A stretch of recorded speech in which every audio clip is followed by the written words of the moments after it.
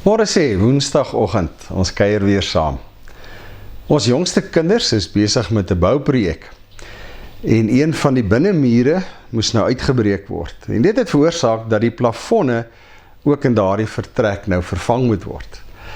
Met die uithaal van die plafonne staan 'n mens verstom oor twee dinge. Die eerste is die dikte van die Think Pink en hoe dit regtig waar daai vertrek volkome geseël het. Maar die ander faset is hoeveel stof in 30 plus jaar opgegaar is, net boop. En dan besef ou, dis amper onmoontlik om daar deur te dring, of dit nou klank is, of hitte is, of wat ook al. En dit bring ou by gebed. Ons sê baie keer, weet jy, ek is op 'n plek in my lewe, as ek bid, dit voel of ek teen die plafon vasbid. Nou die interessante oor gebed, en Jaco Strydom sê dit in sy boek waar hy gesels oor gebed, as jy daai ervaring het, ek bid teen die plafon vas, moet jy altyd onthou, dat God net so teenwoordig is onder die plafon, as bo die plafon. En as ek en jy op daai plek in ons lewe kom, wat dit moeilik is om te bid, dat ons gerus Romeine 8 kan vat, vers 26, die Gees staan ons ook aan ons swakheid by. Ons weet nie wat en hoe ons behoort te bid nie, maar die Gees self pleit vir ons met versigtiging wat nie met woorde gesê word nie. En dis die wonderlike van gebed, as ek en jy met die Here in gesprek tree. Hy is nie gelokaliseer nie, hy is nie bo die plafon nie, hy is nie net in die hemel nie, hy is oral. Meer nog, hy is in ons. En hy self as mens, hy verstaan as ek en jy op daai plek kom wat ons sê, vandag voel dit of ek teen die plafon vasbid. En wat doen ons dan? Ons maak Romeine 8 oop, vers 26 en verder. En dan sê ons gewoon vir die Here, U Gees wat in my woon, ek het nie woorde vandag nie. Ek weet nie hoe om te bid nie. En dan sê hierdie gedeelte, los dit in die hande van die Gees.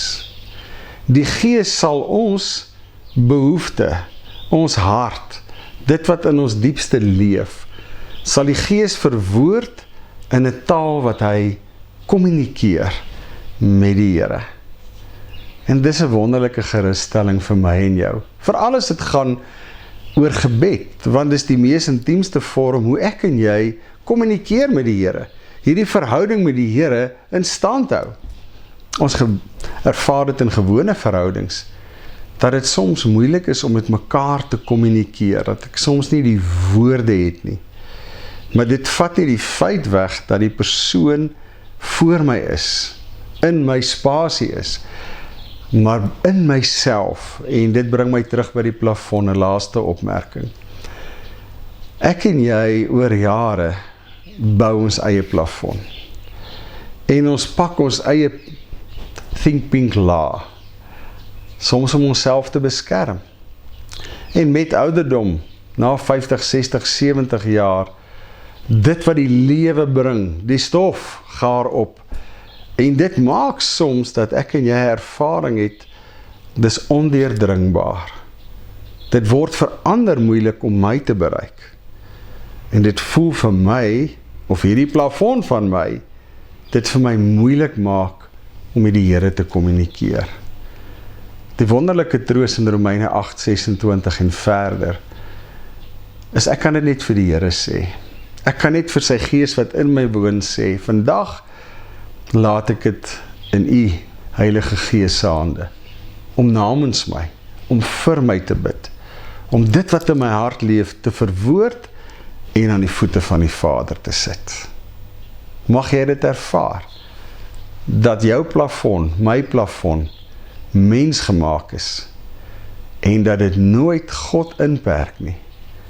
Hy is die God wat woon bo die plafon, onder die plafon, meer nog in my en jou. Here, dankie dat 'n plafon U nooit kan keer, as dit kom by U toeganklikheid nie. Here, dat ek U kan nader, waar ek ook al is. Vir Daniel was hy saam met hom in die leeukuil, vir Josef saam in die put, vir Dawid saam in die spilonk, vir Paulus saam in die tronk. Ja, Here, geen plafon kon U saam wees met hulle ooit beperk nie. So ook nie met ons nie, Here. Help my wanneer ek daardie plafon wat ek self gemaak het ervaar, of wat omstandighede in my lewe dalk veroorsaak, dat ek na U Gees sal gryp en Romeine 8 'n werklikheid maak. Gees van God wat in my woon, bid nou vir my, bid nou namens my, verwoord my hart, dit wat diep lê, en lê dit voor die voete van die Vader. Here, dankie dat ons dit kan vra. Amen.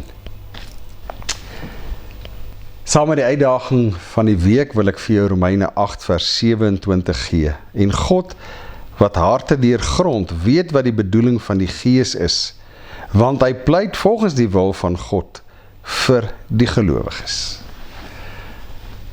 Ek weet nie waar jy hierdie oomblik in jou lewe is, of jy daai plafon beleef nie. Maar vat Romeine 8 vers 26 en 27 hierdie week. Kry die versekering opnuut, veral in vers 27. As ek het vir die Here se Gees gegee het, die taal wat die Gees kommunikeer met God die Vader, is 'n verstaanbare taal tussen hulle, en dit verwoord wat in my en jou hart leef. Dit maak ons vry. Dit herstel ons verhouding met die Here. En ja, dit maak die plafonne in ons lewe irrelevant. 'n wonderlike week. Ek groet jou.